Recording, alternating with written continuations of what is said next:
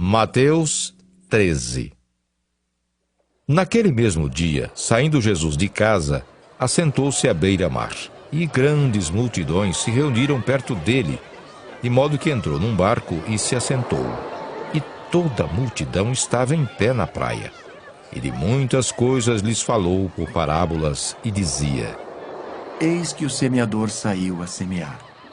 E ao semear, uma parte caiu à beira do caminho, e vindo as aves, a comeram.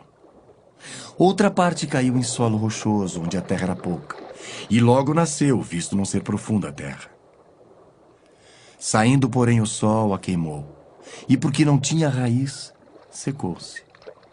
Outra caiu entre os espinhos, e os espinhos cresceram e a sufocaram. Outra, enfim, caiu em boa terra e deu fruto, a 100, a 60 e a 30 por um. Quem tem ouvidos para ouvir, ouça. Então se aproximaram os discípulos e lhe perguntaram: Por que lhes falas por parábolas? Ao que respondeu: Porque a vós outros é dado conhecer os mistérios do reino dos céus, mas àqueles não lhes é isso concedido. Pois ao que tem se lhe dará, e terá em abundância.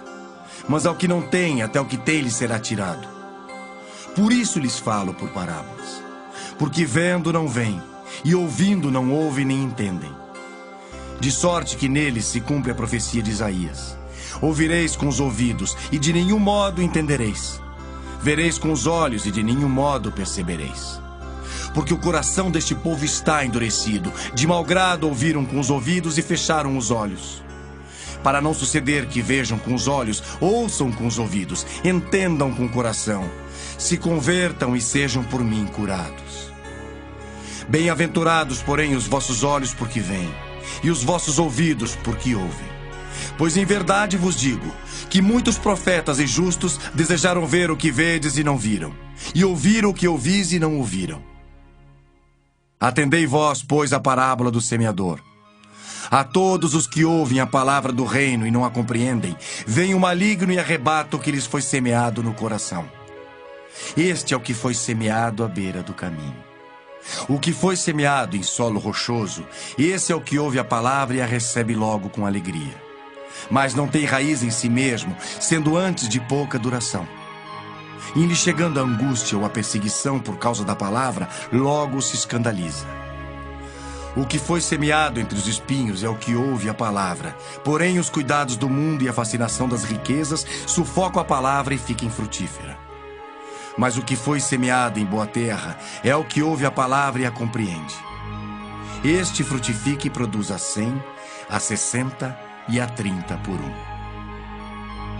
Outra parábola lhes propôs, dizendo: O reino dos céus é semelhante a um homem que semeou boa semente no seu campo. Mas enquanto os homens dormiam, veio o inimigo dele, semeou joio no meio do trigo e retirou-se.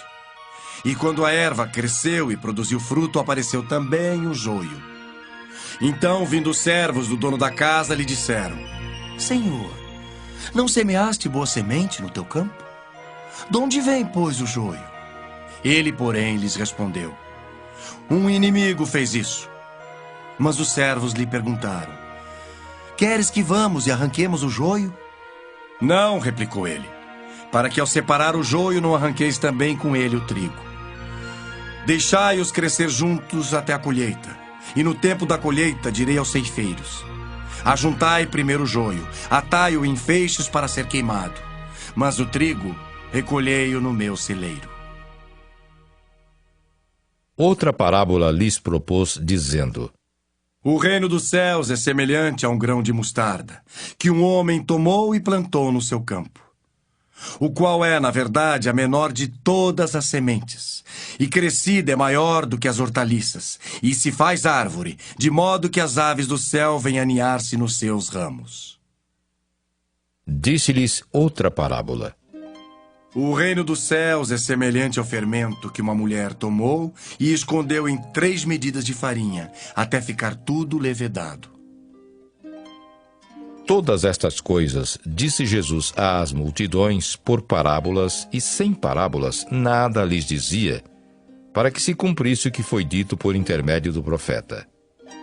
Abrirei em parábolas a minha boca, publicarei coisas ocultas desde a criação do mundo. Então, despedindo as multidões, foi Jesus para casa.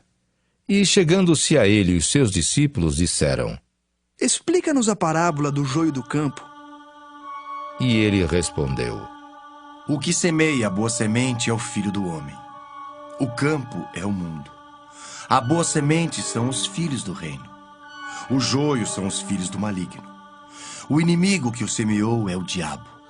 A ceifa é a consumação do século, e os ceifeiros são os anjos. Pois assim como o joio é colhido e lançado ao fogo, assim será na consumação do século.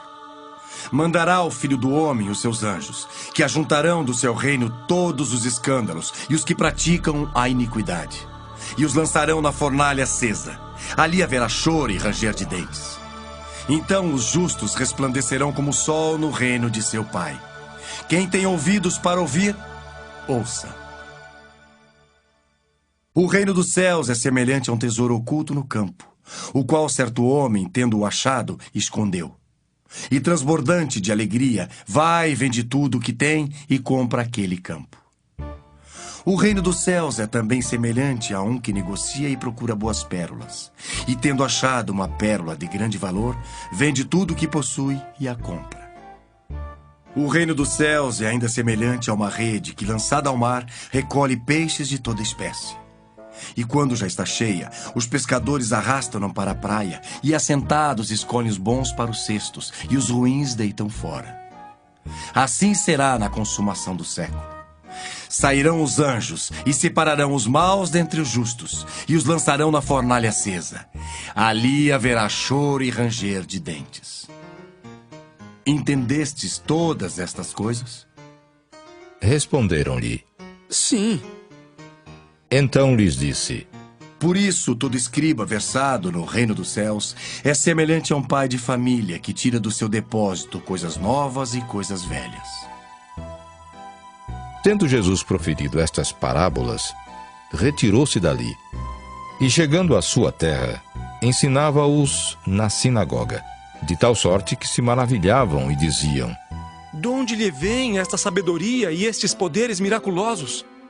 Não é este o filho do carpinteiro? Não se chama sua mãe Maria e seus irmãos Tiago, José, Simão e Judas? Não vivem entre nós todas as suas irmãs? De onde lhe vem, pois, tudo isto? E escandalizavam-se nele. Jesus, porém, lhes disse: Não há profeta sem honra, senão na sua terra e na sua casa. E não fez ali muitos milagres, por causa da incredulidade deles.